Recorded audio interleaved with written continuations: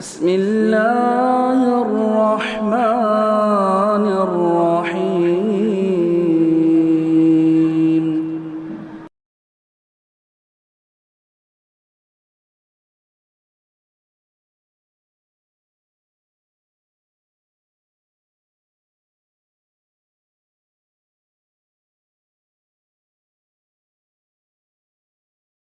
الحمدللہ رب العالمین والصلاة والسلام علی سید المرسلین وعلی آلہ وصحبہ اجمعین ومن تبعہم بإحسان الی یوم الدین.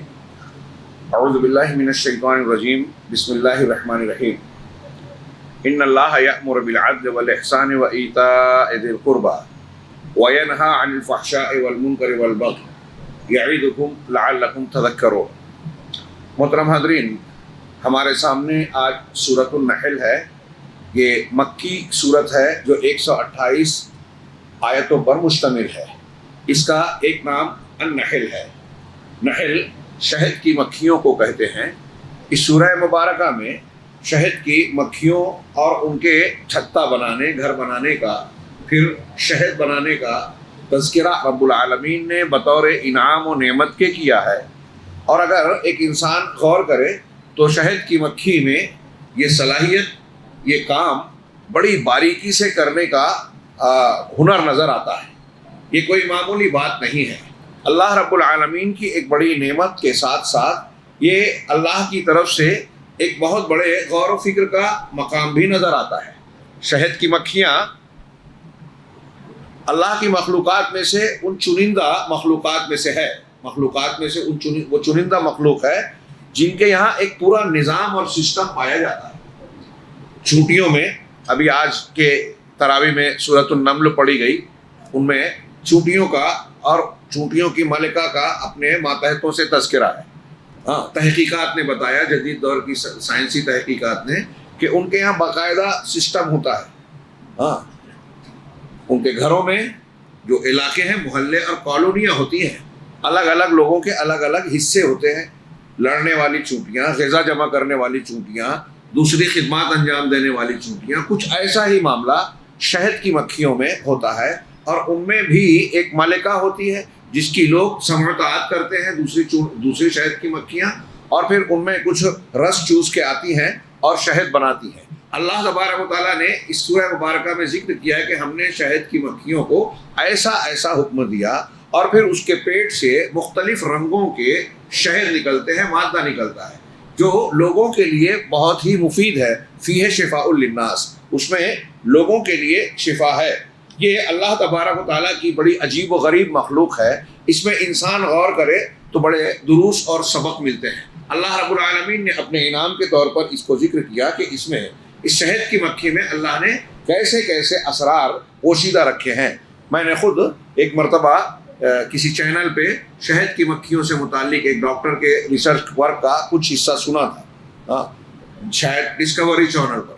اس نے بتایا تھا، جرمنی کے ڈاکٹر تھے، انہوں نے بتایا کہ میں 20 سال سے شہد کی مکھیوں کی تحقیقات کر رہا ہوں، اور بڑی عجیب باتیں انہوں نے بتائی. چھوٹی مکھی، بڑی مکھی، مکھیوں کے اپنے اپنے علاقے، ان کی خصوصیات، ایک علاقے کی مکھی دوسرے میں نہیں رہ پاتی، پھر شہد بنانے کی ان کی صلاحیتیں. اللہ رب العالمین نے اس قرآن میں کہا ہے کہ اللہ نے کہا کہ ان کو ان اتخذوا من الجبال بیوتا، پہاڑوں میں اپنا گھر بنائے، چھتا بنائے. پھر اس کے بعد درختوں کا تذکرہ کیا ہے. پھر اس کے بعد جو ہے وہ جو ٹٹیاں بناتے ہیں، چھپر وغیرہ، جو بیل وغیرہ بناتے ہیں، ان میں علامہ ابن قیم نے لکھا ہے کہ قرآن نے جس ترتیب سے ذکر کیا ہے، آپ اگر غور کریں گے، مشاہدہ کریں گے تو معلوم ہوگا کہ سب سے زیادہ ان مقامات پہ شہد کی مکھیاں گھر بناتی ہیں جس کا سب سے پہلے ذکر ہے، یعنی پہاڑوں پہ، پھر درختوں میں، پھر اس کے بعد اس سے کم گھروں اور ٹٹیوں میں بناتی ہیں مختلف مقامات پر.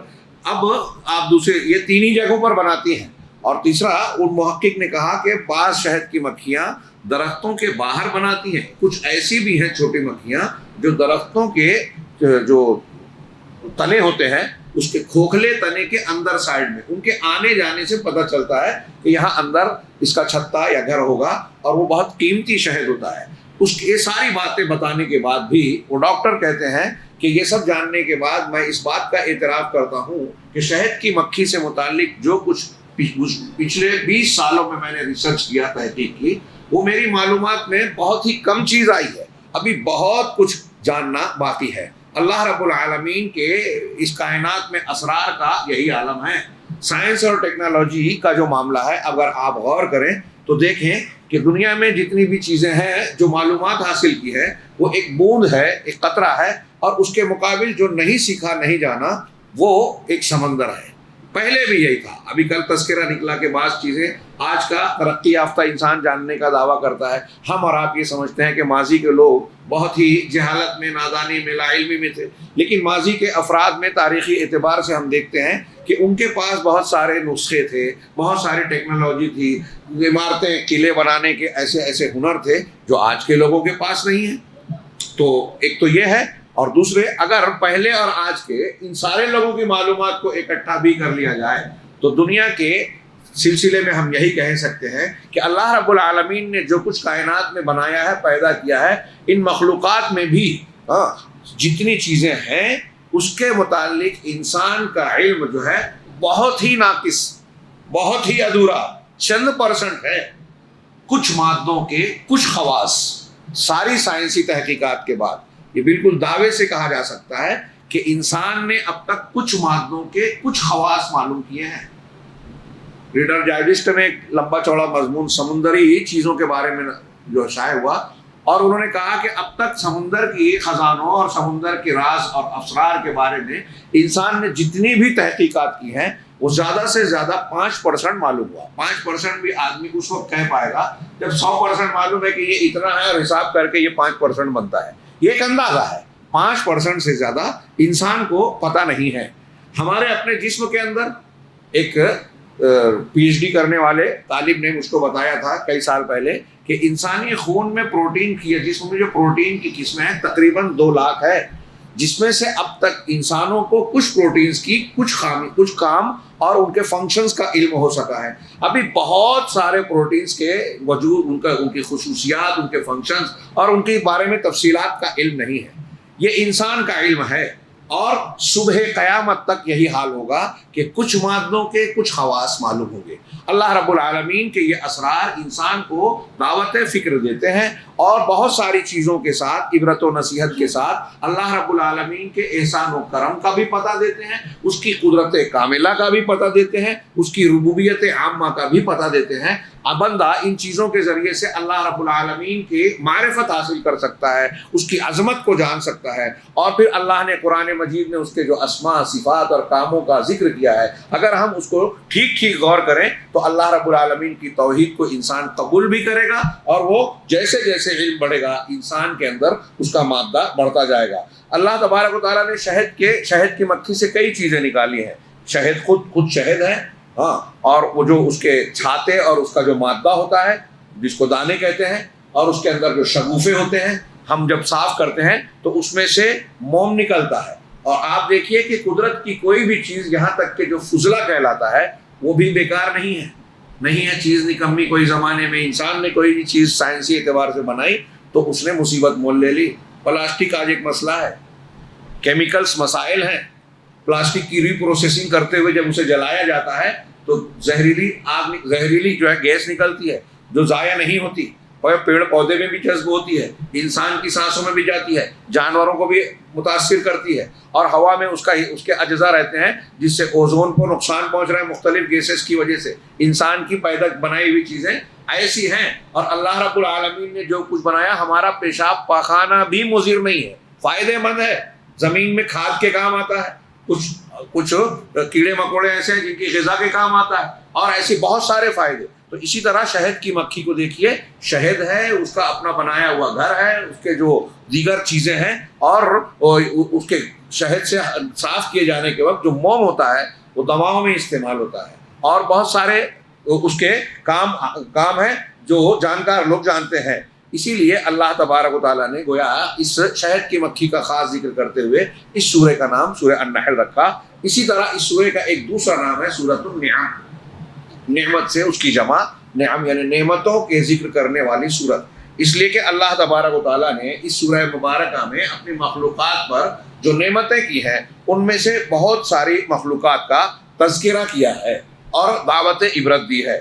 اس صورت میں اگر ان نعمتوں پر غور کرے انسان اور اس کا علم حاصل کرے، اور سورہ مبارکہ میں جس انداز میں اس کا ذکر کیا ہے آپ اور ہم پڑھیں، تو اس صورت کا مرکزی موضوع بھی کھل کر سامنے آتا ہے کہ اسے پڑھ کر ایک بندے کے ایک انسان کے اندر ذہن و دماغ میں اللہ کی ربوبیت کا نقش مضبوط ہوتا ہے اور اس کی الوہیت ثابت ہوتی ہے، یعنی اللہ کی توحید ربوبیت اور توحید الوہیت کا وہ اعتراف کرے گا اور اسے قبول کرے گا، ایمان لائے گا۔ یہی اس کا مرکزی مضمون بھی ہے۔ اس صورت کے بعض موضوعات کا تذکرہ ہم کریں کہ اس میں اللہ تبارک و تعالیٰ نے جو نعمتیں بندوں پر کی ہیں دنیاوی اعتبار سے اور اخروی اعتبار سے، ان نعمتوں کا اچھا خاصا حصہ ذکر کیا ہے، جن میں سورت کی شروعات ہوتے ہی اللہ رب العالمین نے دوسری آیت میں کہا يُنَزِّلُ الْمَلَائِكَةَ بِالرُّوحِ مِنْ أَمْرِهِ عَلَىٰ مَن يَشَاءُ مِنْ عِبَادِهِ۔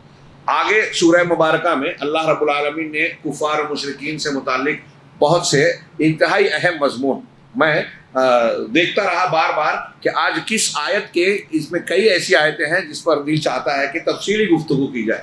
قرآن اللہ کا کلام ہے، ہر ایک میں معانی اور مطالب کا ایک سمندر سمٹا ہوا ہے، لیکن کچھ چیزیں ہماری سمجھ میں آتی ہے تو ہم کو لگتا ہے کہ یہ زیادہ اہم ہے کیونکہ وہ ہماری سمجھ میں آ گئی، جبکہ سب اہم ہے۔ اور اس میں ایسی کئی آیتیں ہیں جس پر تفصیلی گفتگو کرنے کا دل ہوتا ہے مگر موقع نہیں ہے۔ ہم چند آیتوں اور مضامین کا سرسری اور مختصر ذکر کر رہے ہیں۔ تو پہلی چیز یہ کہ بہت سی نعمتوں کا اس میں تذکرہ ہے، لیکن ان ساری نعمتوں میں سب سے پہلے جس نعمت کا ذکر کیا ہے وہ وحی کا۔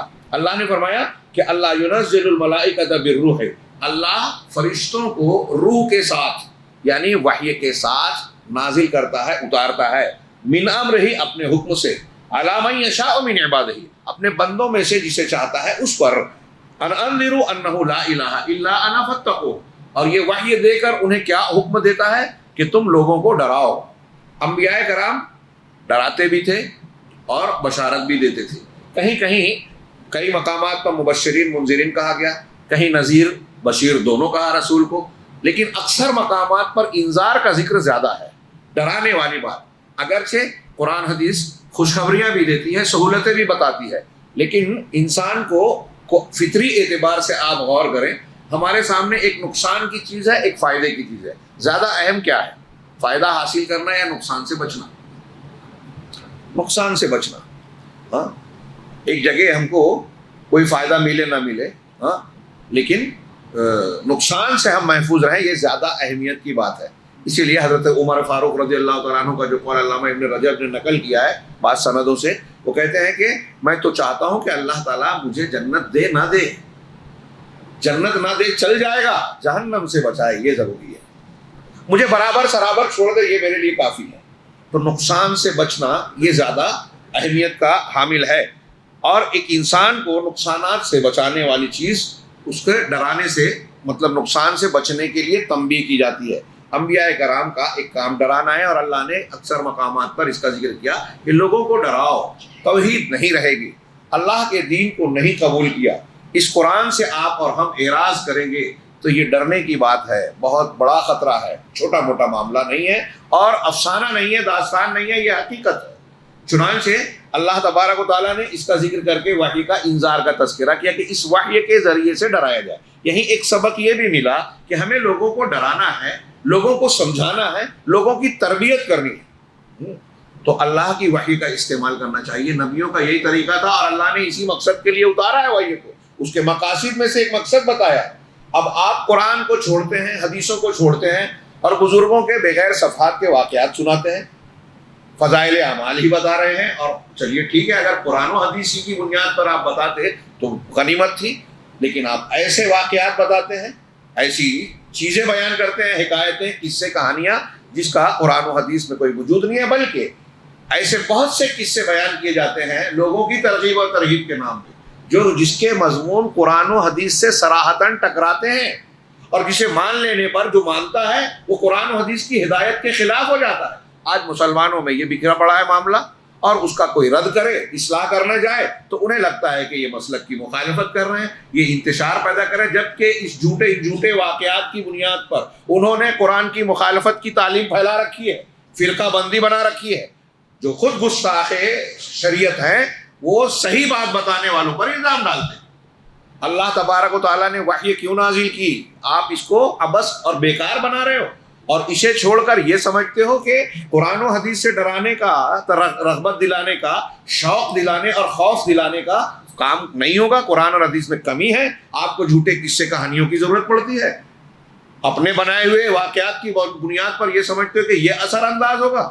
قرآن حدیث سے زیادہ مؤثر، قرآن اور حدیث سے زیادہ بہتر ڈرانے کا کام اور شوق دلانے کا کام دنیا کی کوئی دوسری چیز کر ہی نہیں سکتی۔ یہ عقیدہ ایک مومن بندے کا ہونا چاہیے۔ یہ اللہ کا کلام ہے، اس کی اپنی ایک تاثیر ہوگی، ہاں، جسے سن کر، تھوڑا سا سن کر بڑے بڑے لوگ اسلام میں داخل ہوئے۔ ابھی ہم اس کا کچھ تھوڑا سا تذکرہ آگے آئے گا۔ تو دنیا اور آخرت میں اللہ رب العالمین کی مخلوقات پر اللہ تبارک و تعالیٰ نے نعمتوں کا جو ذکر کیا اس سورہ میں، ان میں سر فہرست سب سے پہلے وحی کا ذکر کیا، تاکہ ان سب کے مقابلے میں بندہ جب اس کا سامنا کرے، اس کو دیکھے تو اس کو قبول کرے اور اس نعمت کا شکر ادا کرے۔ اگر ہم قرآن کو نہیں پڑھ رہے ہیں، اس پر توجہ نہیں دے رہے ہیں، اس کی اہمیت کو نہیں سمجھ رہے ہیں، تو ہم اس نعمت کی قدر نہیں کر رہے ہیں، شکر نہیں ادا کر رہے ہیں۔ اس کی قدر پہچانی ہے۔ دنیا میں جتنی نعمتیں ہم کو حاصل ہے، سب سے زیادہ قیمتی نعمت ہے یہ، اور یہ اسی رمضان میں نازل ہوا۔ اللہ نے کیسے اہتمام کیا کہ جس رات میں نازل ہوا اس کو 1000 مہینوں سے بہتر بنائے، کہ آپ اس رات میں قرآن کے نزول کے جشن میں، ہاں، آپ اس کو یاد کیجئے نعمت کو، اور اپنے دامن میں اللہ کا اجر و ثواب بھریں اور قرآن سے جڑ جائیں، اور رمضان کی عبادتوں کے ذریعے متقی بن جائیں۔ متقی بن گئے تو قرآن کا سے فائدہ اٹھانے والے بن جائیں گے، ہدی للمتقین۔ ہاں، آگے دوسرے مضمون کا، اس پہ میں ایک سمجھ لیجئے کہ مختصر سی بات کر کے آگے بڑھ رہا ہوں۔ یہاں نعمتوں کے تذکرے میں آپ آگے جب سورہ نحل میں پڑھیں گے تو کئی آیتیں ہیں، میں صرف اشارہ کر رہا ہوں، آپ اس کا مطالعہ ترجمے سے جا کے ضرور کریں۔ اس میں مویشیوں کا ذکر ہے، وَإِنَّ لَكُمْ فِي الْأَنْعَامِ لَعِبْرَةً، تمہارے لیے انعام میں، یعنی مویشیوں میں، چوپایوں میں عبرت ہے، نصیحت کا سامان ہے۔ نُسْقِيكُم مَّا فِي بُطُونِكُم، ان کے پیٹ میں جو کچھ ہے اس کے ذریعے سے ہم تم کو پلاتے ہیں، سیراب کرتے ہیں۔ ہاں، تو اس میں دودھ کا ذکر کیا، اور دودھ بھی کیسے بنتا ہے؟ اللہ تعالیٰ نے اس سورہ نحل کی آیتوں میں پڑھیے، بین فرث و دم، جو اس کی غلاظت ہوتی ہے، جو ہم کیا کہیں گے اس کو، جو لید بنتی ہے گوبر وغیرہ، تو اس کی جو گندگی ہوتی ہے، غذا جانور کھاتا ہے تو ایک حصے میں گندگی بنتی ہے، ایک حصہ اس کا جو ہے وہ سمجھ لیجئے کہ کچرا یا گندا حصہ ہوتا ہے، ایک حصہ جو ہے اس کا خون بنتا ہے، جو جسم میں قوت اور طاقت کا کام کرتا ہے، انسان کی زندگی کا ذریعہ بنتا ہے۔ اور اس دونوں کے درمیان اللہ نے کہا کہ بین فرث و دم لبنا سائغا للشاربین، خالص شراب دودھ اللہ بناتا ہے جو پینے والوں کے لیے بڑا لذیذ اور عمدہ ہوتا ہے۔ دودھ ہم روزانہ استعمال کرتے ہیں، سائنس والے کہتے ہیں کہ غذائیت کے لیے، بچے کی نشو و نما کے لیے ضروری ہے۔ ماں کے سینے میں جو دودھ آتا ہے اس کی ایک دیکھیے، پھر جو جانوروں کو، یہاں جانوروں کا تذکرہ ہے، ماں کے دودھ کا بھی تذکرہ۔ سوچئے بچہ جب پیدا ہوتا ہے تو اس وقت پیدا ہونے کے وقت اس کے معدے کی جو قوت، طاقت اور ضرورت ہوتی ہے، ماں کے سینے کا دودھ اسی اعتبار سے ہوتا ہے۔ پھر جیسے جیسے اس کا معدہ، اس کا جسم آگے بڑھتا ہے، ماں کے دودھ میں بھی قدرتی طور سے تبدیلی آتی ہے۔ کیا یہ ایسا ہی ہو رہا ہے؟ بڑے غور کی بات ہے، کوئی چھوٹی موٹی بات نہیں ہے۔ اور دودھ پینے کے پیریڈ میں ایک بچہ کتنا دودھ پیتا ہے، ماں کی صحت اور معاملات دیکھیے، اور کتنا دودھ نکلتا ہے اس پیریڈ میں جانوروں کی مائیں کا۔ اور پھر جانوروں سے جو دودھ دوہا جاتا ہے، ہم لوگ اسے غذا کے طور پر استعمال کرتے ہیں، وہ ایک دودھ مکمل غذا کہلاتا ہے۔ انسان کی نشو و نما میں بہت اہم حصہ ہے۔ یہ بالکل صاف شفاف مشروب ہوتا ہے، لذیذ ہوتا ہے۔ الگ الگ جانوروں کے دودھ میں تھوڑی تھوڑی خصوصیات اور لذت کا بھی فرق پایا جاتا ہے۔ اونٹنی کا دودھ، اونٹنی میں بھورے رنگ کی اونٹنی ہو، کالے رنگ کی اونٹنی ہو، سرخ رنگ کی اونٹنی ہو، ان اونٹنیوں میں آپ کو دودھ کے لذت کا فرق ملے گا۔ بکری کا دودھ یہ ٹھنڈا ہوتا ہے، بھینس کا دودھ اس میں بادی پن ہوتا ہے، لیکن اس کی اپنی کچھ خصوصیات ہیں۔ پھر ان سے گھی بنتا ہے، ان سے اور چیزیں بنتی ہے، کتنی چیزیں بنتی ہیں۔ ایک چیز اللہ نے پیدا کی، مٹی بنایا اللہ نے، اس مٹی کا بھی ذکر ہے، مٹی بنائی، مٹی سے کتنی چیزیں، عمارتیں بنتی ہیں، گھر بنتے ہیں، برتن بنتے ہیں، لوگوں کے چیزوں کو محفوظ کرنے کے سامان بنتے ہیں، خوبصورتی کے آرائش کے سامان بنتے ہیں، اور نہ جانے کیا کیا۔ ہاں، ایک لکڑی بنائی، درخت بنایا۔ ہاں، وہ قوالی سنی تھی ایک مرتبہ گاڑی میں، چاند پہ جانے والے انسان دیکھ تماشا لکڑی کا، بڑے عجیب اس میں مضمون ہے کہ تماشا لکڑی، اللہ نے لکڑی بنائی، لکڑی کا استعمال کہاں سے کہاں تک ہوتا ہے. بچہ پیدا ہوتا ہے تو برگا، جھولا یا جو بیڈ ہے، کھٹیا ہے، وہ لکڑی کی. گھر میں لکڑی، کھڑکی میں لکڑی، دروازے میں لکڑی، کرسی میں لکڑی، ٹیبل میں لکڑی. ہاں، ساری لکڑی لکڑی لکڑی. پھر آدمی جب مرتا ہے تو قبر میں لکڑی. اللہ نے ایک چیز بنائی، کتنے ملٹی پرپز، کثیر الفوائد. اللہ رب العالمین کی بنائی ہوئی چیزیں ایسی ہی ہوتی ہیں. اور دودھ سے کیا کیا بنتا ہے. ڈیری فارم میں دیکھیے کتنے بزنس اور دھندے چلتے ہیں. آئس کریم ہے، لسی ہے، ہاں، اور پھر اس سے جو کھوا بنتا ہے اور چھاچھ بنتی ہے اور نہ جانے کیا کیا. تو اللہ تعالیٰ نے اس میں دودھ کا ذکر کیا، پھلوں کا ذکر کیا. پھلوں سے کیا کیا بنتا ہے. عناب اور نخیل، ہاں، انگور اور کھجور. پھر کہا کہ اس سے تم شراب بناتے ہو اور رزق حسن.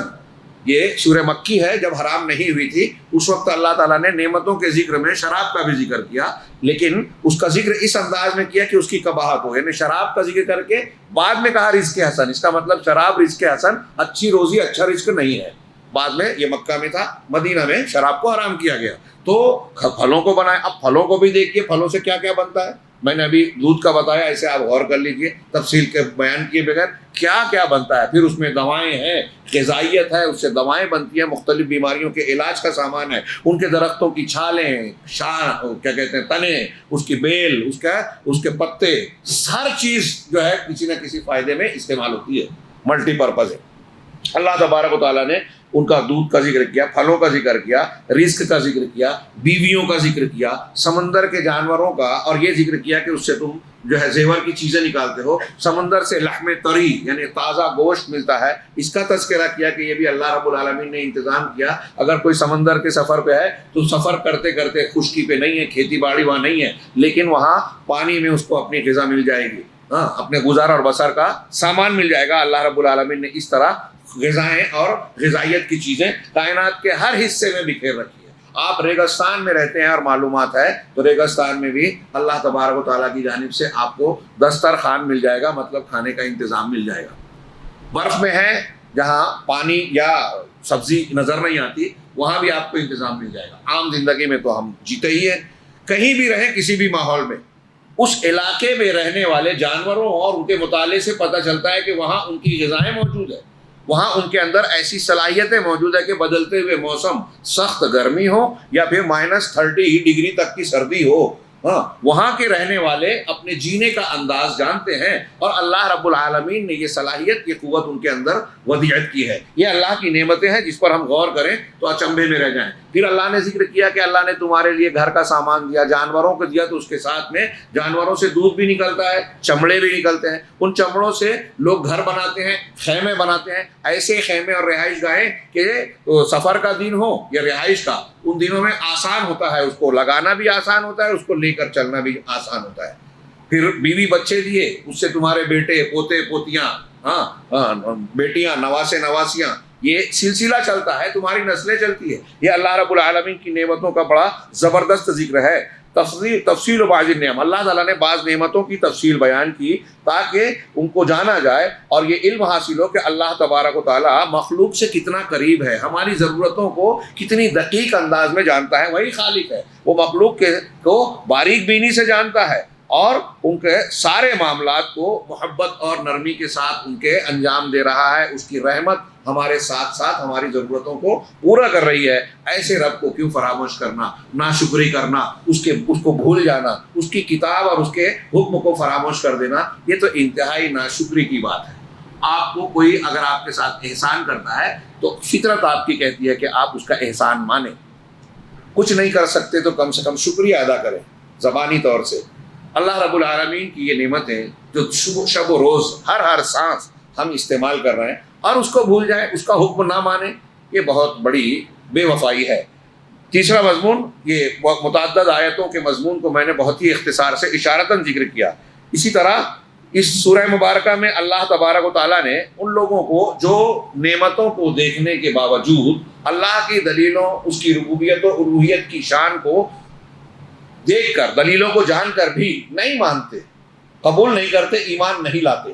تو جو آخرت پر، اللہ پر ایمان نہیں رکھتے، دلائل کے آ جانے کے باوجود کیوں نہیں لاتے، اس میں ان کے انکار کی وجہ بتائی ہے آیت نمبر 22 میں. اللہ نے فرمایا کہ الہکم الہ واحد، تمہارا معبود تو ایک ہی معبود ہے. فالذین لا یؤمنون بالآخرۃ قلوبہم منکرہ وہم مستکبرون، جو لوگ آخرت پر ایمان نہیں رکھتے حقیقت میں ان کے دل انکار کرنے والے ہیں، انکار میں مبتلا ہیں، اور اس حال میں کہ وہ استکبار کرتے ہیں، اکڑ میں ہیں، اپنے آپ کو بڑا سمجھتے ہیں. یہ استکبار آپ دیکھیں گے کہ عام طور سے انبیاء کے واقعات میں قوموں نے جب نبیوں کی بات کو، ان کی دلیلوں کو، یہاں تک کہ کھلے کھلے معجزات کو دیکھ کر جان کر بھی قبول نہیں کیا حق کو، اللہ رب العالمین نے ان سے کہا اب کہ استکبروا. ابھی موسیٰ اور فرعون کا واقعہ ہم نے سنا آج، اس میں بھی کہا کہ وہ لوگ استکبار کرتے تھے ساری دلیلیں دے دینے جان جانے کے بعد. وَجَحَدُوا بِهَا وَاسْتَيْقَنَتْهَا أَنفُسُهُمْ ظُلْمًا وَعُلُوًّا، یہ آج ہم نے سورہ شعراء کی آیت میں سنا، اور اس سے پہلے والی صورت میں بھی اللہ رب العالمین نے ان کے استکبار کا ذکر کیا کہ یہ فرعونیوں کے بارے میں جو آج کی آیت پڑھی گئی ہے اس میں ایک آیت کہ انہوں نے ان نشانیوں کا، دلیلوں کا انکار کیا. وَجَحَدُوا بِهَا وَاسْتَيْقَنَتْهَا أَنفُسُهُمْ، حالانکہ ان کے دلوں کو اس کا یقین تھا کہ یہ حق ہے، سچ ہے، اللہ کی طرف سے ہے. قرآن کہہ رہا ہے یہ، یعنی دل مان رہا تھا کہ یہ سچی بات ہے، تو پھر بھی کیوں انکار کیا؟ ظلم و علوا، ظلم کرتے ہوئے، اور علو یعنی یہی برتری اور تکبر کی بنیاد پر. ابلیس نے اللہ کا حکم نہیں مانا تھا، وہاں بھی اللہ نے وجہ بتائی، ابا واستکبر، تکبر کیا. یہ استکبار، گھمنڈ، تکبر، اپنے آپ کو بڑا سمجھنا، ہمارے یہاں جو بولتے ہیں نا کہ میں اس کی بات مانوں گا. ہاں، عام طور سے ہم دیکھیے بہت سے لوگ ایسے ہوتے ہیں کہ میں کے دیوانے ہوتے ہیں. کوئی بھی موضوع پر بات کیجیے، ادھر ادھر سے جانے کے بعد آتے ہیں میں پر. بہت بڑی بیماری ہے، اللہ سے پناہ مانگنی چاہیے اور خود بھی چوکنا اور ہوشیار رہنا چاہیے. یہ بہت ہی خطرناک بیماری ہے، میں کا عنوان. ڈر جانا چاہیے، میں نہیں کرنا چاہیے. ہاں، انانیت، عجب، خود پسندی، یہ انسان کو تکبر میں لے جاتی ہے اور چھوٹی سے لے کر بڑی بڑی برائیاں کراتی ہے. میں نے ابلیس کی بات بتائی، فرعون کی بات بتائی، اور حضرت علامہ ابن تیمیہ نے کہا کہ ہم میں سے ہر شخص کے اندر ابلیسیت اور فرعونیت کا مادہ موجود ہے. بہت غور سے، ہم میں سے ہر شخص میں کچھ نہ کچھ ابلیسیت اور فرعونیت ہے. اب جس کو جتنی طاقت ملتی ہے اور محروم توفیق ہوتا ہے، وہ اس اعتبار سے اپنی ابلیسیت اور فرعونیت کا مظاہرہ کرتا ہے. جب بندہ کہتا ہے میں میری بات مانو، میری نہیں سنے گا، میں بول رہا ہوں، تو وہ ابلیس کی طرح یا فرعون کی طرح بول رہا ہے میں رب اعلیٰ ہوں. فلاں پیر صاحب کی مت سنو، میری سنو. پیر میں بھی جھگڑا ہے. علامہ ابن تیمیہ نے لکھا، علامہ کہتے ہیں کہ اگر ابلیسیت اور فرعونیت ہمارے اندر نہیں ہوتی تو اللہ تعالیٰ ان کے واقعے کو، ان کی شخصیت اور ان کے واقعات کو ہمارے لیے بیان ہی نہیں کرتا. قرآن میں بیان کیا کیوں؟ سبق کے لیے نا. تو کیوں ہم کو سبق دے رہا ہے؟ مطلب یہ کہ اس کے اندر، ان کے اندر جو مادہ تھا وہ ہمارے اندر بھی ہے. ہم کو اپنے آپ کو ان کو دیکھ کر بچانا چاہیے اس روش سے. تو جو برائی کا مادہ ان میں تھا ہمارے اندر بھی ہے.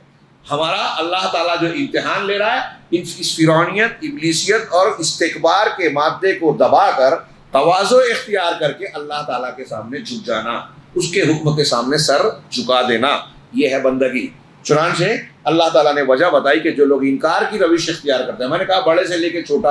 مسلم شریف کی ایک حدیث کی طرف اشارہ کروں کہ حضرت سلمہ بن اکوع کہتے ہیں کہ اللہ کے نبی صلی اللہ علیہ وسلم کے ساتھ ایک شخص کھانے بیٹھا، اس نے الٹے ہاتھ سے، بائیں ہاتھ سے کھانا شروع کیا. بظاہر کتنی چھوٹی سی بات ہے. آپ نے کہا کہ کل بیمینک، اپنے داہنے ہاتھ سے کھاؤ. تو اس نے کہا لستطعت، تو میری طاقت نہیں ہے. آپ نے اسے بددعا دے دی کہ لستطعت. ہاں، مستطعت کہا لستطعت، تو کبھی اس کی طاقت نہ رکھے. تو راوی نے کہا آپ کے بددعا دینے کی وجہ کیا تھی؟ ما منعہ الا الکبر، اسے اس کام سے جو روکا اللہ کے رسول کی بات ماننے سے، سنت کو ماننے سے، تکبر نے. آج ہمیں بھی کئی باتیں بتانا پڑتی ہے کہ یہ اللہ کے رسول کی سنت ثابت ہے، یہ نماز پڑھنے کا طریقہ یہ ہے، آپ کے فلاں عمل کرنے کا آپ سے ثابت شدہ دعا یہ ہے، یہ جو آپ پڑھ رہے ہیں افطاری کی دعا یہ اللہ کے رسول سے ثابت نہیں ہے، وضو کے وقت کی دعائیں ثابت نہیں ہیں، بسم اللہ کر لینا کافی ہے. لیکن انسان نہیں مان رہا ہے. کہاں رکھیں گے بتائیے؟ اللہ کے رسول کی بات کو ایک اپنے آپ کو مسلمان کہنے والا نہ مانے تو وہ اسی خانے میں نہیں آ جائے گا. اللہ ہمیں محفوظ رکھے. ایک اور بیان کہ اس سورہ مبارکہ میں کچھ مخصوص احکام جو مکی زندگی کے حالات اور تقاضے تھے، اس تناظر میں اللہ رب العالمین نے بیان کیا ہے. بہت ہی اہمیت کے حامل ہے. اس میں توحید کا حکم کہ وَلَقَدْ بَعَثْنَا فِي كُلِّ أُمَّةٍ رَسُولًا أَنِ اعْبُدُوا اللَّهَ وَاجْتَنِبُوا الطَّاغُوتَ. میں کہہ رہا تھا نا کہ کچھ آیتیں ہیں جس پر گفتگو کا دل ہو رہا ہے لیکن موقع نہیں ہے. تو یہ ایک آیت کہ ہم نے ہر امت میں رسول بھیجا، مطلب ہر قوم میں رسول آیا، اس آیت سے پتہ چلا. اور ہر رسول کی رسالت پیغام کیا تھا؟ ان اعبدوا اللہ، اللہ کی عبادت کرو، واجتنبوا الطاغوت، اور طاغوت سے بچو. اللہ کے علاوہ جس کی عبادت کی جائے وہ طاغوت، تو اس سے بچو. یہ تعلیم. اسی طرح سے اس میں اس سورہ مبارکہ میں ایک جگہ اللہ نے کہا لا تضربوا للہ الامثال. مولانا ابوالکلام آزاد نے بڑی اچھی تشریح لکھی ہے، پڑھنا چاہیے ہمیں. ترجمان قرآن کے بعد میں اللہ کے لیے مثالیں نہ بیان کرو. اللہ کے لیے مثالیں. دنیا میں بولتے ہیں نا کہ جیسے بادشاہ کے پاس جانے کے لیے وسیلے کی ضرورت پڑتی ہے، وزیر کی، فلاں کی، ڈھیما کی، یا اس کے پاس جانے کے لیے اس کی. تو کچھ لوگ کہتے ہیں کہ اللہ کے پاس بھی ڈائریکٹ کیسے جائیں گے؟ اللہ نے کہا اللہ کو لوگوں کی طرح، مخلوق کی طرح مت سمجھو. نہ اللہ مخلوق کی طرح ہے، نہ کوئی مخلوق اللہ کی طرح ہے. لیس کمثلہ شیء ولم یکن لہ کفوا احد هل تعلم له سمیع.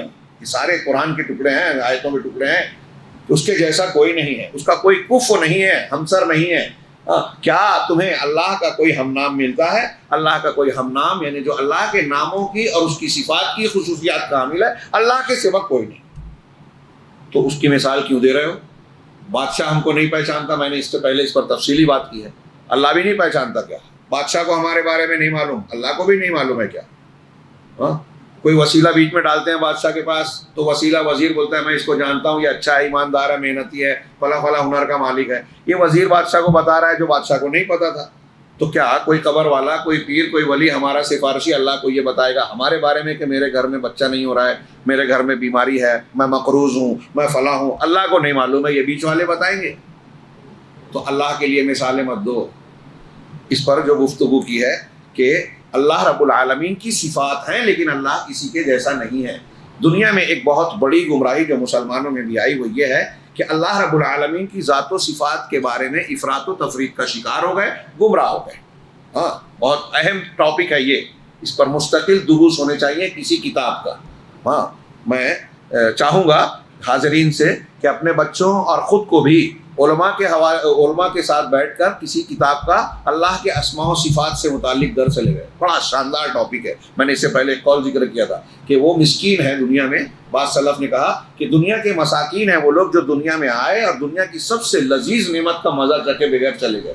تو پوچھا کہ سب سے لذیذ نعمت کیا ہے؟ تو کہا اللہ کی معرفت، اس کے اسماء و صفات کا علم، اس کی جانکاری، اور اس کے ذریعے سے اللہ کی انسیت، قربت اختیار کرنا. اس سے زیادہ لذیذ. لیکن یہ ایسی لذت ہے کہ جو چکھے گا اسی کو پتہ چلے گا. لذتیں بیان نہیں ہوتی. سامنے والے کو آپ الفاظ میں بولیں گے تو وہ سمجھ نہیں پائے گا جب تک کہ اس کو چکھے گا نہیں. ایمان کی جو لذت ہے اور یہ جو روحانی لذتیں ہیں، اس کو بھی جو چکھتا ہے وہی سمجھتا ہے. تو اللہ کو مثالوں سے نہ بتاؤ. مولانا آزاد نے ذکر کیا کہ ہندو دھرم میں بھی توحید کو ایک زمانے میں اتنی شدت سے لیا گیا، اسماء و صفات میں گمراہی آئی کہ اللہ کو وہ کہنا، وہ یہ بھی نہیں جائز نہیں ہے، وہ بھی نہیں بولنا چاہیے کیونکہ اس سے تشخص آ جائے گا. ہم دنیا میں کسی انسان کے لیے، آپ کے لیے ہم کہتے ہیں وہ کہتے ہیں. تو انسانوں کو جب اللہ کے لیے جب وہ کہیں گے، ان کے یہاں جو بھی پرماتما یا جو بھی کہتے ہوں، مولانا آزاد نے لکھا، اسی مضمون کا حوالہ دے رہا ہوں میں، اور یہ غلط نہیں ہے ان کی تحقیق. کہا وہ کہنا بھی ممنوع تھا کہ تشخص کا شائبہ آ جائے گا، اور صفات اللہ کو کسی سے تشبیہ نہیں دینا ہے. اس کی صفات ہی کا انکار کر دیا ٹوٹل، جیسے ہمارے یہاں جہمیہ ہیں اور ان کے موافقین ہیں کچھ لوگ. تو مولانا آزاد نے کہا کہ یہ ان نیچرل بات تھی کہ آپ کہیں کہ اللہ ہے، میرا معبود ہے. تو انسانوں سے کہیں کہ آپ کا خالق و مالک ایک شخصیت ہے، ایک ذات ہے، لیکن وہ کیسا ہے آپ نہیں جانتے. ایسا بھی نہیں ہے، ایسا بھی نہیں ہے، ایسا بھی نہیں ہے. ایسا معتزلہ کے یہاں بولتے ہیں اللہ نہ اوپر ہے، نہ نیچے ہے، نہ دائیں ہے، نہ بائیں ہے، نہ گورا ہے، نہ کالا ہے، نہ کسی اور رنگ کا ہے، نہ خوبصورت ہے، نہ بدصورت ہے، نہ زندہ ہے، نہ مردہ ہے، نہ ایسا ہے، نہ ایسا ہے، نہ ایسا ہے، نہ ایسا. اس کا مطلب اللہ ہے ہی نہیں. آپ یہ کہہ رہے ہو. اگر ہوگا تو صفات ہوگی، یا تو زندہ ہوگا یا مردہ ہوگا، یا تو علیم علم والا ہوگا یا جاہل ہوگا. لیکن ان لوگوں نے کہا ایسا نہیں، ایسا نہیں، ایسا نہیں. اسی کا ذکر کیا کہ جہم ابن صفوان اور جہمیہ نے جو مسلک اختیار کیا، یہ بعض دوسرے مذاہب میں بھی تھا. بدھ مذہب میں بھی گوتم بدھ کے یہاں صفات ہی کا مسئلہ ہے، مولانا آزاد کہتے ہیں. اور یہاں ہندوؤں میں بھی یہ تھا کہ ان کے یہاں صفات کے سلسلے میں سختی اختیار کی گئی. لیکن یہ ان نیچرل تھی، یہ بات غیر فطری بات تھی. فطرت، انسان کی فطرت چاہتی ہے کہ میں جس کی عبادت کر رہا ہوں اس کے بارے میں جانوں، اس کی عظمت کیا ہے، کبریائی کیا ہے، اس کی صفات کیا ہے. اسی لیے قرآن کریم بار بار اللہ کے نام اور اس کی صفات ذکر کرتا ہے. رب العالمین ہے، الرحمن الرحیم ہے، مالک یوم الدین ہے، وہ حی اور قیوم ہے، وہ غفار ہے، وہ ستار ہے، الملک، القدوس، السلام، المومن، المہیمن، العزیز، الجبار، المتکبر. جگہ جگہ کوئی بات آتی ہے اللہ کے ناموں کا ذکر ہوتا ہے. یہ ایسے ہی نہیں ہے، یہ ہماری ضرورت ہے. یہ توحید اور اس جگہ مضمون کا اس سے تعلق ہے کہ اللہ چونکہ ان صفات کا حامل ہے اس لیے وہ ایسا کرتا ہے، اس لیے اس کے یہ احکامات. تو ہندو مذہب میں مولانا آزاد نے کہا کہ جب صفات کا انکار کر دیا گیا اور پبلک ان کے علماء سے، پنڈتوں سے یہ پوچھتی رہی کہ کیسا ہے پرماتما، تو وہ سمجھا نہیں پاتے تھے. تو کہا کہ ٹھیک ہے، تم کو جیسے سمجھ میں آتا ہے ویسے مان لو. تو مولانا آزاد نے کہا کہ انکار صفات کا رد عمل یہ ہوا کہ شرک کی سب سے گھناؤنی شکل یعنی مورتی پوجا ان کے یہاں پیدا ہو گئی. شرک کی سب سے گھناؤنی شکل، یہ غلط روش اختیار کرنے کے نتیجے میں، اللہ کے اسماء و صفات کا انکار کرنے کے نتیجے میں اس کا الٹا رد عمل یہ نکلا کہ مورتی پوجا کی گھناؤنی شکل ان کے یہاں آ گئی. شروع میں یا اصل جو ہندو مذہب سناتن دھرم ہے اس میں مورتی پوجا نہیں تھی، ہاں ان کے یہاں نہیں تھی. اور ویدوں میں آج بھی ان کے اشلوک جو پڑھے جاتے ہیں شادی بیاہ کے وقت اور مختلف موقعوں پر، ان میں آپ پڑھیں گے کہ توحید کے بیانات ہیں، لیکن وہ اس سے منحرف ہو گئے. اس کا یہ بھی مطلب نہیں ہے کہ ہم اسے آسمانی کتاب کہہ رہے ہیں. آسمانی کتابوں سے استفادہ کیا گیا ہے اس میں، یہ تو واضح نظر آتا ہے، لیکن ہمارے پاس کوئی آسمانی دلیل نہیں ہے کہ اس کے آسمانی کتاب اور اس کے ماننے والوں کو اہل کتاب کہیں. اہل کتاب یہود و نصارہ ہیں، توریت اور انجیل کو ماننے والے. تو بہرحال اس میں جو قرآن کی آیتیں ہیں، ایسے کئی احکامات اس سورہ مبارکہ میں بیان کیے گئے. اللہ کے لیے المثل الاعلیٰ ہے، یہ بھی کافی زبردست مضمون ہے. لا تضربوا کہ اللہ کے لیے مثل اعلیٰ ہے. انسان حقیر ہے، اس کے اندر خامی ہے، ہر مخلوق میں نقص ہے، اور اللہ کے لیے جو خوبی ہو سکتی ہے وہ سب سے اعلیٰ ہے. اور جب اعلیٰ رہے گی اس کا مطلب اس کے جیسا کوئی نہیں ہے. اگر کوئی اس کے جیسا ہو جائے تو اعلیٰ کہاں رہے گا؟ اعلیٰ یعنی سب سے بلند. سب سے بلند ہے مطلب جو دوسرے ہیں سب اس سے نیچے ہیں. اگر کوئی برابر ہو گیا تو وہ سب سے بلند نہیں رہا. تو لہ المثل الاعلیٰ اس میں سورہ میں موجود. اسی طریقے سے اس سورہ مبارکہ میں ہجرت کے متعلق کچھ احکامات و تفصیلات ہیں، جہاد سے متعلق ہے. اور ایک چیز کا انہوں نے ذکر کیا کہ ہم کو حکم دیا گیا امر بالعدل، انصاف کا حکم، احسان کا حکم، اور فحشاء اور بے حیائی سے روکنے کا، منکر سے روکنے کا، اور وعدہ خلافی سے روکنے کا. یہ جس آیت کی طرف اشارہ کر رہے ہیں وہ آیت اس لائق ہے کہ اس پر لمبی چوڑی بحث کی جائے. دکتور ربی نے اسی پر گفتگو کی اور یہ بیان کیا کہ اس سورہ مبارکہ کی یہ آیت بہت ہی عظیم الشان ہے. کون سی؟ ان اللہ یأمر بالعدل والاحسان وایتاء ذی القربى وینہی عن الفحشاء والمنکر والبغی یعظکم لعلکم تذکرون. بعض مفسرین نے کہا کہ ساری اچھائیوں کی تعلیم اور برائیوں سے منع کرنا اس ایک آیت میں اللہ نے جمع کر دیا. اور دکتور ربی نے بیان کیا، ذکر کیا کہ تفسیری کتابوں میں آپ دیکھیں تو عہد اول کے بہت سارے رؤوسا صرف اس ایک آیت کو سن کر ایمان لے آئے. ہاں، اقسم یا اقسم، اس کا جو بھی تلفظ ہو، اقسم یا اقسم ابن سیفی ایک شخص تھے، ان کے سامنے جب یہ قرآن کی آیت پڑھی گئی، ہاں، تو ان اللہ یأمر بالعدل والاحسان والی آیت، تو انہوں نے کہا کہ انی قد اراہ یأمر بمکارم الاخلاق. اپنے قبیلے کے لوگوں سے کہا کہ ارے یہ جو آیت اور وحی ہے اسے میں دیکھ رہا ہوں کہ یہ مکارم اچھے اخلاق کی تعلیم دے رہی ہے، حکم دے رہی ہے، اور جو برے اور گھٹیا اخلاق ہیں قابل مذمت، ملامت، ان سے منع کر رہی ہے یہ آیت. لہٰذا جب یہ ایسی تعلیم پیش کرنے والا کلام ہے تو انہوں نے کہا اپنے قبیلے کے لوگوں سے فَكُونُوا فِي هَذَا الْأَمْرِ رُؤُوسًا وَلَا تَكُونُوا فِيهِ أَذْنَابًا. تم اس میں سر بنو، دم مت بنو. تم لوگ اس میں سر بنو، دم مت بنو. کیا مطلب؟ یعنی آگے رہنے والے بنو، پہلے لوگ آگے بڑھ جائیں پھر تم پیچھے پیچھے چلو، ایسے مت بنو. یہ سچا کلام ہے، اچھا کلام ہے، بہتر کلام ہے. عرب اسے پسند کرتے تھے، اچھے اخلاق کو، برے اخلاق کو ناپسند کرتے تھے. اسی طرح حضرت عثمان ابن مظعون رضی اللہ تعالیٰ عنہ ایک بڑے صحابی تھے، ابتدائی دور میں وفات پائے. اللہ کے رسول، ان کا بھی اسلام لانے کا واقعہ ذکر کیا ہے کہ انہوں نے نبی کریم صلی اللہ علیہ وسلم سے جب بات کی تو آپ کے آئے اور اللہ کے رسول نے کہا کہ تم ابھی بیٹھے ہوئے تھے اور میرے پاس اللہ کا رسول آیا، یعنی فرشتہ آیا. تو ان کا اللہ کا رسول کہا؟ ہاں. کہا تو پھر تم سے اس نے کیا کہا؟ رسول نے تم کو کیا بتایا؟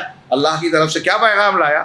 تو اللہ کے رسول صلی اللہ علیہ وسلم کو سنایا ان اللہ یأمر بالعدل والاحسان وایتاء ذی القربى وینہی، آیت اخیر تک پڑھی. یہ سننا تھا تو عثمان نے کہا فذلک حین استقر الایمان فی قلبی واحببت محمدا. یہ مسند احمد کی روایت ہے کہ وہی وقت تھا جیسے ہی میں نے یہ آیت سنی تو یہ وہی وقت تھا کہ میرے دل میں ایمان جم گیا اور میں محمد صلی اللہ علیہ وسلم سے محبت کرنے لگا.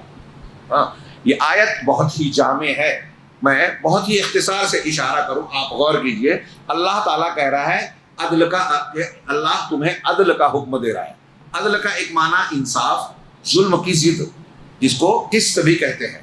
انصاف، ہر حقدار کو. اس کی تعریف مفسرین کہتے ہیں وضع الشیء فی محلہ، جبکہ ظلم کی تعریف ہے وضع الشیء فی غیر محلہ، کہ ظلم کسی چیز کو اس کے غیر مقام پر رکھنا ظلم ہے، اور ہر چیز کو اس کے مقام پر رکھنا یہ عدل ہے، انصاف ہے، قسط ہے.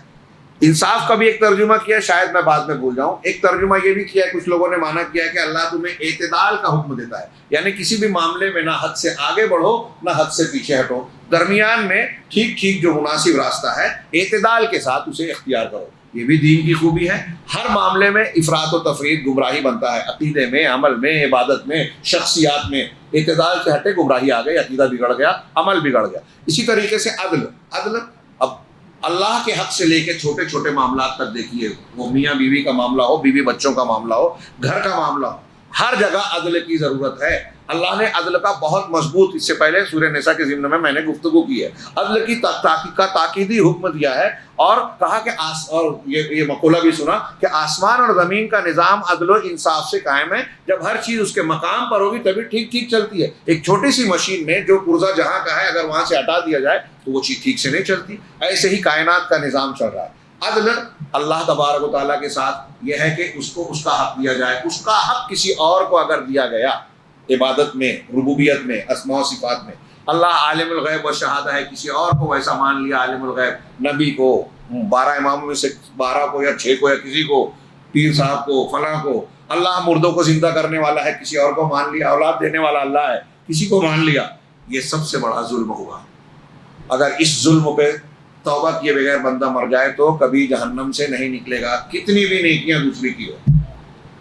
تو اللہ کا حق، عبادت میں سجدہ اللہ کا حق ہے، رکوع اللہ کا حق ہے، قیام اللہ کا حق ہے، طواف کرنا اللہ کے گھر کا حکم دیا اللہ کا حق ہے. کسی اور قبر کو، آستانے کو کیا، اللہ کا حق دوسرے کو دیا، سب سے بڑا ظلم کیا. حلال حرام کرنا، اسی سورہ مبارکہ میں یہ بھی دیا ہے وَلَا تَقُولُوا لِمَا تَصِفُ. اس آیت پر بھی بات کرنی چاہیے، لیکن یہی میں ذکر کر دوں کہ اللہ نے کہا وَلَا تَقُولُوا لِمَا تَصِفُ أَلْسِنَتُكُمُ الْكَذِبَ. تمہاری زبانیں جو جھوٹ بولتی ہیں وہ بات تم نہ کہو ھذا حلال وھذا حرام، کہ یہ حلال ہے یہ حرام ہے. اپنے جی سے کہنے لگو یہ حلال ہے حرام ہے، لِتَفْتَرُوا عَلَى اللَّهِ الْكَذِبَ، تاکہ تم اللہ پر جھوٹ مانگو. جو اللہ پر افترا پردازی کرتا ہے نا وہ فلاح نہیں پا سکتا. اگر آپ کہہ رہے ہو کہ یہ حلال ہے یہ حرام ہے شریعت میں، تو شریعت کس کی ہے؟ اللہ کی ہے. آپ اللہ کی طرف منسوب کر رہے ہو. اگر اللہ نے ایک چیز حلال کی ہے اور آپ حرام بول رہے ہو تو اللہ کے خلاف جا رہے ہو. چھوٹا موٹا معاملہ نہیں ہے.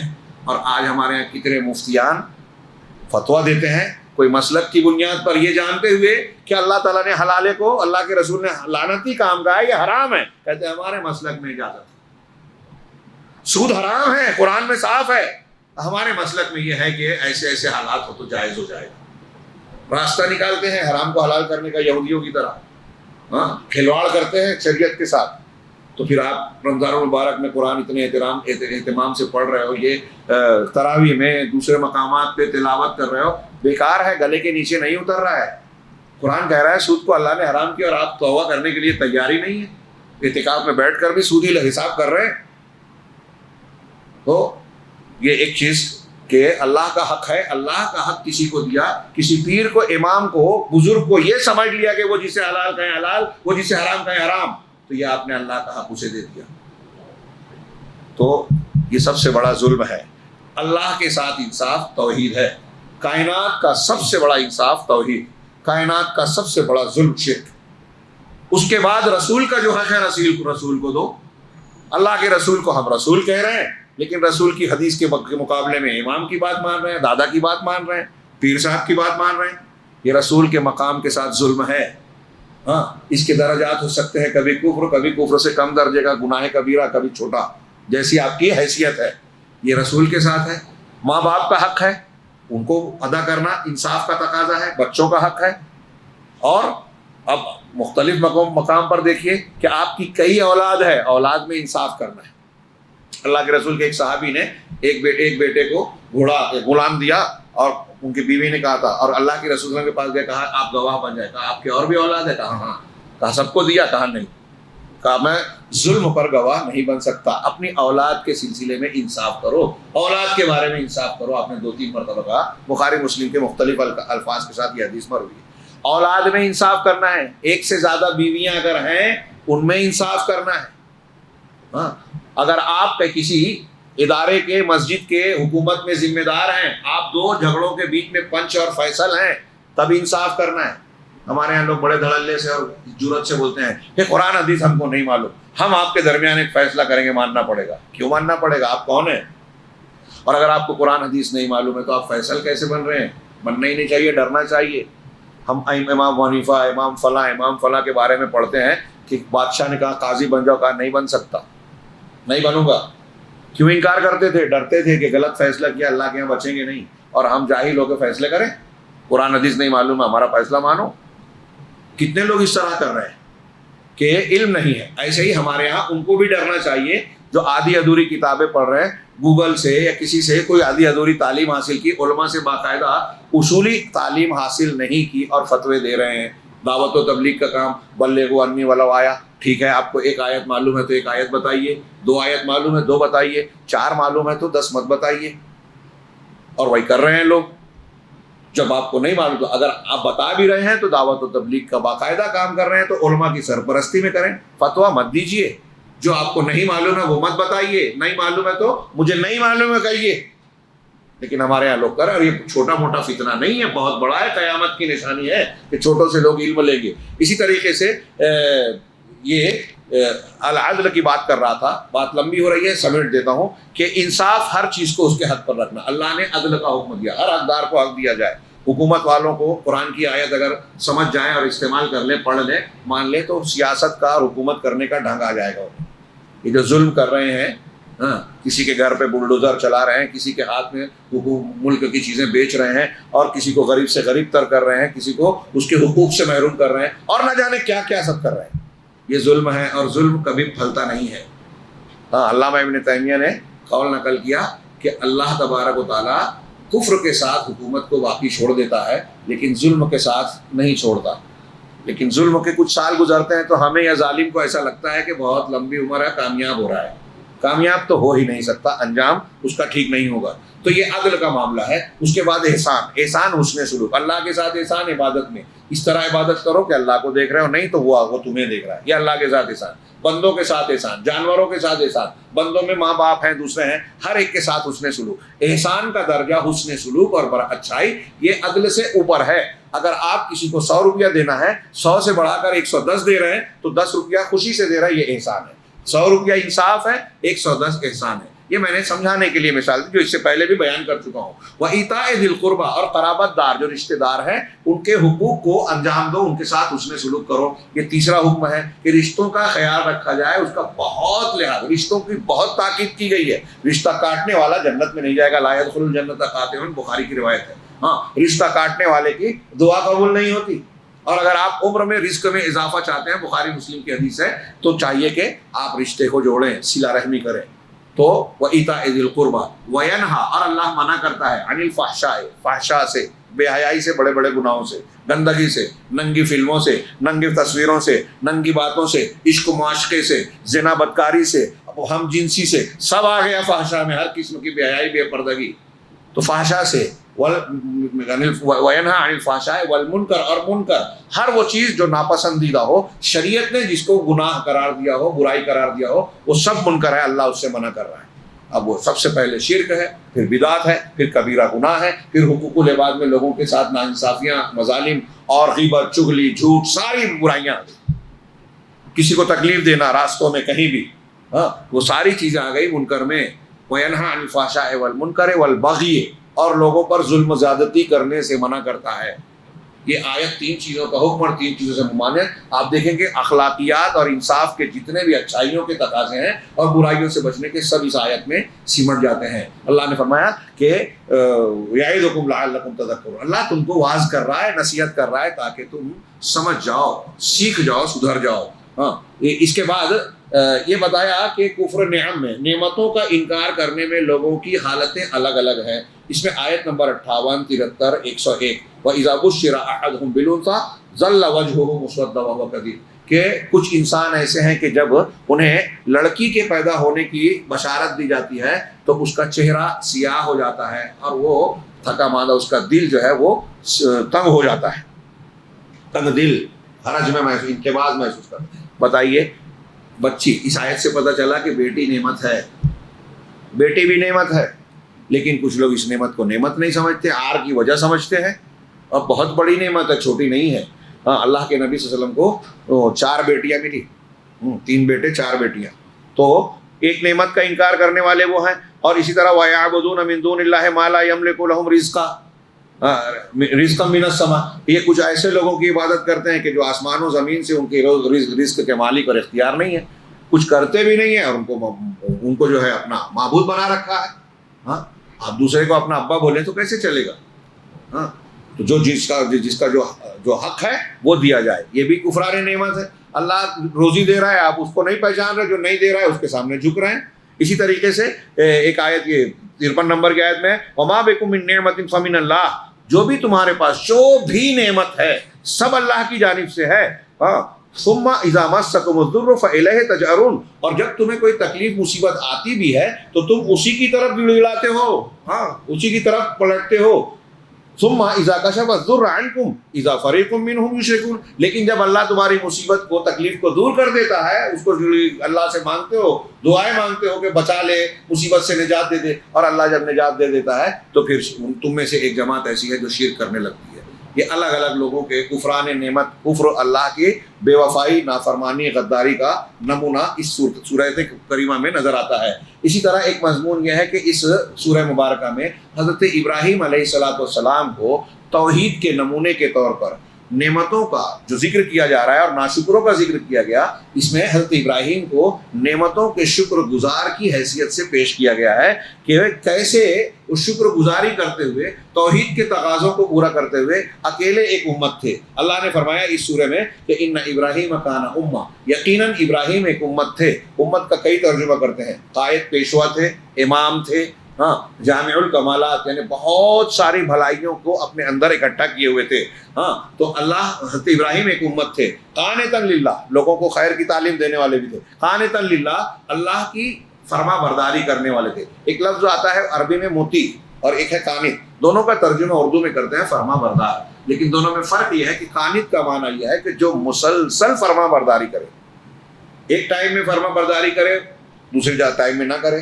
مسجد میں آئے تو وضو کر کے نماز پڑھ رہا ہے، شریعت پہ عمل کر رہا ہے، بازار میں، مارکیٹ میں جو ہے جھوٹ بھی بول رہا ہے، بےمانی بھی کر رہا ہے، وہاں فرما برداری نہیں کر رہا ہے. یہاں جگہ کا فرق ہے. رمضان میں سدھر گیا، غیر رمضان میں بگڑ گیا، یہ فرما برداری رمضان کے بعد غائب ہو گئی.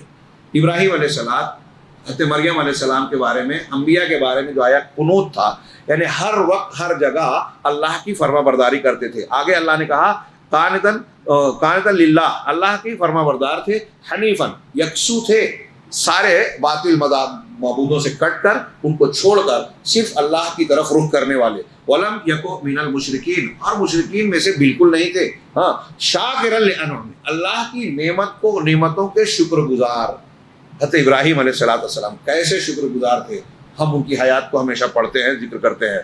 اجتباہ وہداہ الی صراط مستقیم، اللہ نے ان کو چن لیا اور انہیں صراط مستقیم کی طرف رہنمائی کر دی. وآتیناہ فی الدنیا حسنہ وانہ فی الآخرۃ لمن الصالحین، دنیا میں بھی ہم نے ان کو حسنہ، اچھائیاں دی، ذکر خیر ہے، مقام بلند ہے، انبیاء کی نسل ہے، یہ اللہ تعالیٰ نے حسنات دی، اور آخرت میں بھی وہ نیک لوگوں میں ہیں. اس صورت کے فوائد میں یہ بھی ہے کہ اللہ تبارک و تعالیٰ نے یہ ذکر کیا کہ جب حضرت ابراہیم اللہ کی نعمتوں کے شاکر تھے، شکر گزار تھے، تو اللہ نے جواب میں ان کو جو بدلہ دیا کہ انہیں چن لیا, ان کو اعلیٰ مقام دیا. اجتباہ و ہداہ الی صراط, ایک طرف کہا کہ وہ شاکر تھے تو ان کو اعلیٰ مقام دیا. ہم دوسری اس سے پہلے والی صورت میں پڑھ چکے ہیں کہ اگر تم اللہ کا شکر ادا کرو گے تو اللہ نعمت میں اور اضافہ کرے گا, ناشکری کرو گے تو نعمت چھین لے گا. حضرت ابراہیم نے شکر گزاری کی, اعلیٰ مقام حاصل کیا دنیا میں بھی اور آخرت میں. تو کتنا زبردست شکر ہے وہ یہ ہے. حضرت ابراہیم کا شکر یہ تھا کہ توحید عبادت, اللہ کی محبت کے برابر کسی محبت کو آنے نہیں دیا. جب اللہ کی محبت بیٹے کی محبت کے سامنے آئی تو بیٹے کو قربان کرنے کے لیے تیار ہو گئے. بیوی بچے کو چھوڑنے کی بات آئی, اللہ کی محبت کو اختیار کیا, بیوی بچے کو بے آب و گیا وادی میں چھوڑ دیا. اللہ کی محبت آڑے آئی تو کہتے ہیں باپ کی اور قوم کی محبت آڑے آئی, گھر چھوڑا وطن چھوڑا. اللہ کے سامنے اللہ کے ڈرنے کی بات تھی اور نمرود کے سامنے تھے تو اللہ سے ڈرے, نمرود سے بالکل نہیں ڈرے, اس کی آنکھوں میں آنکھیں ڈال کے توحید پیش کی. یہ ہے توحید کا تقاضا. حضرت ابراہیم اس پر پورے اترے اور اللہ کی نعمتوں کے شکر گزار تھے تو اللہ نے ان کو کیسے دیا. کل ایک ہی آیت میں پڑھا گیا تھا کہ ابراہیم نے اپنا گھر چھوڑا, اور جب گھر چھوڑا تو اللہ نے ان کو اسماعیل, اسحاق اور یعقوب کی اولاد دے دی. مشرک باپ کو چھوڑا, خاندان کو چھوڑا, وطن کو چھوڑا, انبیاء کا خاندان دے دیا. تو یہ ہے جزا. دنیا میں بھی اللہ جسے چاہتا ہے نوازتا ہے. لہٰذا ہمیں مایوس نہیں ہونا چاہیے جب اس قسم کی باتیں کرتے ہیں ہم موجودہ دور کے مادہ پرست لوگوں کے بیچ میں, دنیا داروں کے بیچ میں, تو ان کو عجیب سی بات لگتی ہے کہ مولوی صاحب کیا بول رہے ہیں.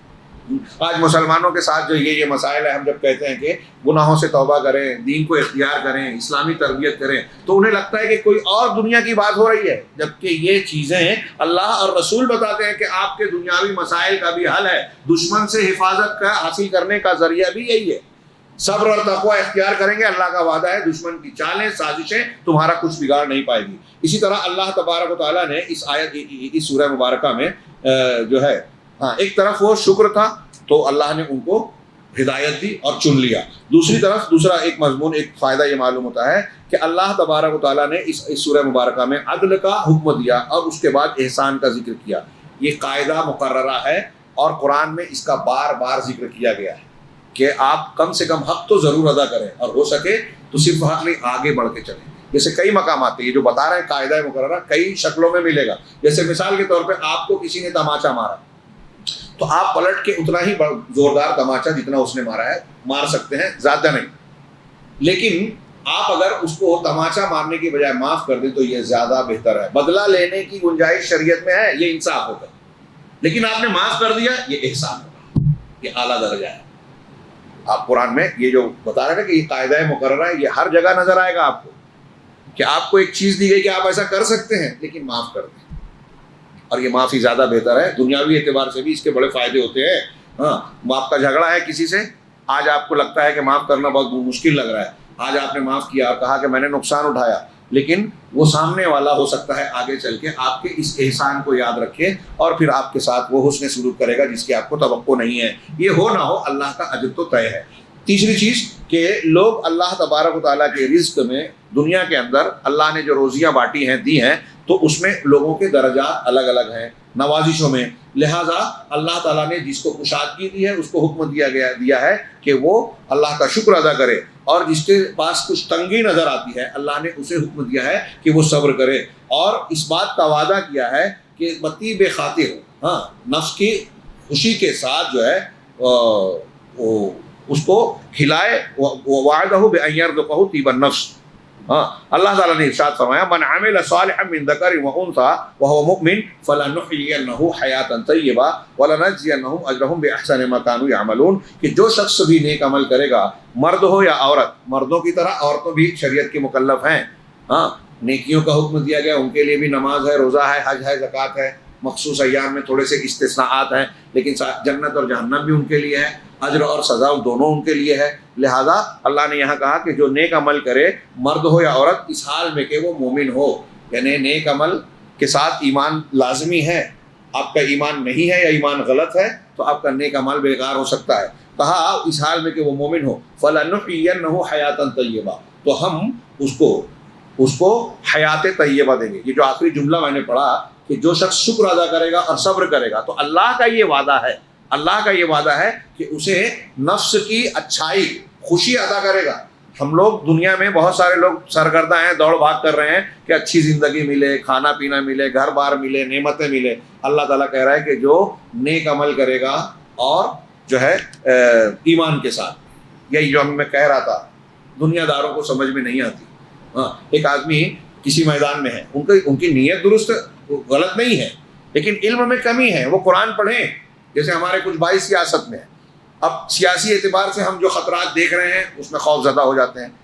آج مسلمانوں کے تعلق سے ایسے ہی حالات ہیں۔ فلسطین میں جو گھیرا بندی ہے، عالمی سطح پہ جو ڈرامے بازی ہوتی ہے عالمی طاقتوں کی، عوامی سطح پہ جو بھی ہو، لیکن وہ چیز رک نہیں رہی ہے۔ ان کے اوپر جو موت کا سایہ منڈلا رہا ہے، فلسطینیوں پر، بیوی، عورتوں، بچوں، بوڑھوں، کوئی بخشا نہیں گیا ہے۔ گھر برباد ہو گئے ہیں، غذاؤں سے محروم ہو رہے ہیں، اور مزید جو ہے ان کو خوف اور دہشت کے معاملات پیش آ رہے ہیں۔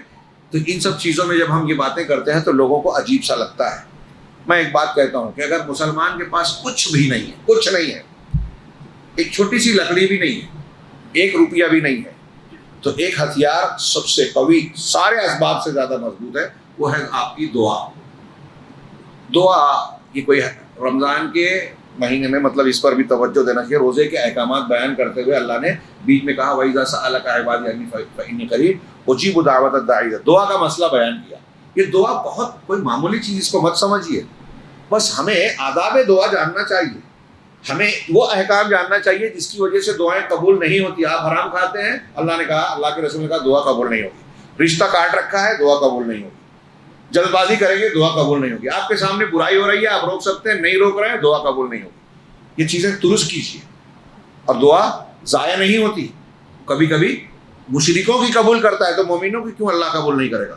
میں یہ اس کے ثبوت کے طور پہ وقت زیادہ ہو رہا ہے، ایک صرف بات کہوں گا، کئی مرتبہ دروس میں ذکر کیا ہے کہ آپ سوچئے کہ حضرت یونس علیہ السلام مچھلی کے پیٹ میں تھے، وہاں کون سا سبب تھا مادی اعتبار سے، کس کا کون سا نیٹ ورک تھا، موبائل نیٹ ورک، کوئی ایسی چیز تھی جس کے ذریعے پیٹ کے باہر کے کسی انسان کو خبر کرتے کہ میں یہاں ہوں، میری مدد کیجئے، کچھ امدادی چیزیں بھیجیے؟ کون سی چیز تھی؟ حضرت یونس علیہ السلام، کوئی چیز نہیں تھی مادی اعتبار سے۔ اور اس ایسی حالت میں کوئی بابا، کوئی پیر، کوئی ولی، کوئی نبی جان بھی نہیں سکتا کس کے ساتھ کیا ہو رہا ہے۔ صرف اللہ کی ذات ہے جو جانتی ہے، اور وہاں سے پکارا جائے وہ سنتی ہے، اور اس بات پر قدرت رکھتی ہے کہ وہ اس کو بچا سکتی ہے۔ اللہ کے سوا کوئی نہیں۔ حضرت یونس علیہ السلام نے لا الہ الا انت سبحانک انی کنت من الظالمین، مسبحین میں سے تھے، تسبیح بیان کرنے والے، قرآن نے کہا، نمازی تھے، پیغمبر تھے، ہاں، ان کی مچھلی کے پیٹ سے ان کی دعا نے اثر کیا اور اللہ نے نکالا۔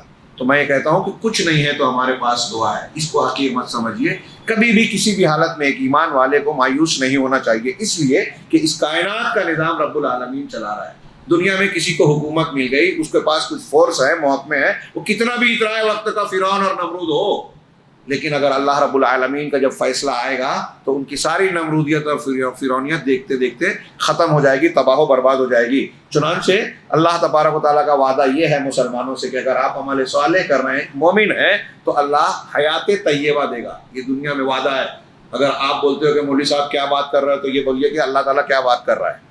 یہ اللہ کہہ رہا ہے، ہم مولوی نہیں کہہ رہا ہے، کہ حیات طیبہ ملے گی، آپ کی زندگی صدموں، پریشانیوں سے، رسوائیوں اور ذلتوں سے نہیں گھری ہوگی۔ حیات طیبہ وَلَنَجْزِيَنَّهُمْ أَجْرَهُمْ بِأَحْسَنِ مَا كَانُوا يَعْمَلُونَ، اور جو عمل وہ کرتے تھے اس کا بہتر سے بہتر بدلہ، بہتر اجر قیامت کے بعد، اس کے بعد میں دیا جائے گا۔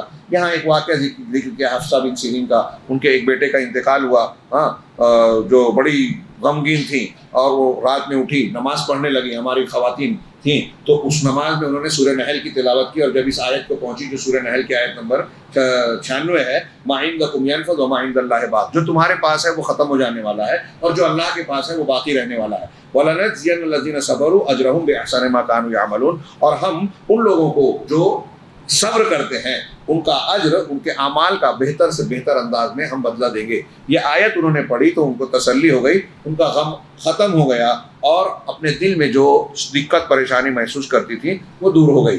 آخر میں انہوں نے کچھ قول نقل کیا کہ اللہ تعالیٰ نے اس سورہ مبارکہ میں شہد کی مکھی کا تذکرہ کرتے ہوئے کہا اتخذی کلی اسلکی، کہ اختیار کرو، اتخذی بیوتا، گھر بناؤ، اتخذی کہا، کلی کھاؤ کہا، مختلف پھولوں اور پھلوں سے رس چوسو، اسلکی، اور چلو اپنے رب کے راستے پر آسانی کے ساتھ چلو.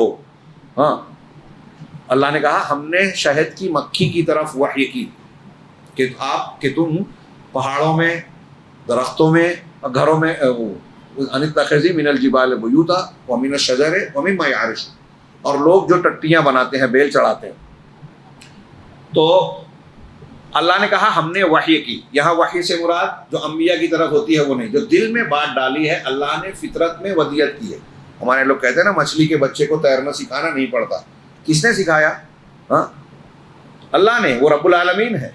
بلی کو کس نے بتایا کہ بچے کو تھوڑی تھوڑی دیر پہ جگہ چینج کرنا چاہیے ورنہ بلا آئے گا، پھاڑ دے گا، مار ڈالے گا اور کھا جائے گا؟ کس نے بتایا؟ اللہ نے. تو ویسے ہی اس نے شہد کی مکھی کو وحی کی، مطلب اس کے دل میں بات ڈالا، الہام کیا، ودیت کر دی، فطرت بنا دی کہ تو پہاڑوں میں اور ان جگہوں پر اپنا گھر بنا اور رسوں سے پانی چوس، پھلوں سے پھولوں سے رس چوس. فلما نفذت الأرض، اللہ نے شہد کی مکھی کو یہ حکم دیا. تو جب شہد کی مکھی نے اللہ کے حکم پر عمل کیا تو اللہ نے اس کے پیٹ سے شہد نکالا. اور یہ اس اللہ کی تعریف سے بندوں کو یہ سبق دیا جا رہا ہے، ہم کو اور آپ کو توجیہ ہے کہ اگر ہم اللہ کے احکامات کی پیروی کریں گے اور اس کو اپنی زندگی میں نافذ کریں گے تو ہم بھی اپنے سماج کے لیے مفید بن جائیں گے اور خیر و برکت کا سبب بن جائیں گے. ہمارے ذریعے سے سماج کو شہد ملے گا، بیماریوں کا علاج ملے گا. اسی طریقے سے اللہ تعالیٰ نے کہا وَأَوْحَىٰ رَبُّكَ إِلَى النَّحْلِ أَنِ اتَّخِذِي مِنَ الْجِبَالِ بُيُوتًا وَمِنَ الشَّجَرِ وَمِمَّا يَعْرِشُونَ، کہ جو ابھی میں نے آیت پڑھی کہ تمہارے پروردگار نے شہد کی مکھی کی طرف اس کے دل میں یہ بات ڈالا کہ پہاڑیوں میں اپنا گھر بناؤ، درختوں میں، اور جو لوگ ٹٹیاں بناتے ہیں، جو لوگ چھپر بناتے ہیں. تو علامہ ابن قیم کہتے ہیں کہ غور کرو کہ شہد کی مکھی نے کس طرح سے اس حکم کی اطاعت کی اور اپنے پروردگار کی بات کو مانا. چنانچہ جو میں نے شروع میں کہا تھا کہ آپ غور سے دیکھیں گے تو شہد کی مکھی کا گھر انہی 3 جگہوں پر ملے گا. اور یہ جس کو گھر کہہ رہے ہیں ہم چھتا کہتے ہیں. اس کو دیکھیے کہ ہاں سائنس والے ہوں گے، اس پر ریسرچ کیا جاتا ہے. شہد کی مکھی جو چھتا بناتے ہیں اس میں جو خانے ہوتے ہیں نا جس میں شہد جمع ہوتا ہے، وہ اس کو کیا بولیں گے، مسدس جیسا رہتا ہے، 6 خانے والا.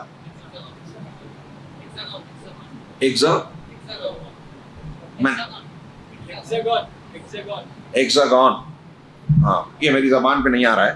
تو مسدس 6 پہلو والا رہتا ہے نا، نہ گول ہے نہ چوکور ہے. چوکور میں مضبوطی نہیں آئے گی لوگوں نے کہا، اور گولائی میں جگہ جائے گی، 2 گول کے بعد میں بیچ میں گیپ ہو جائے گا.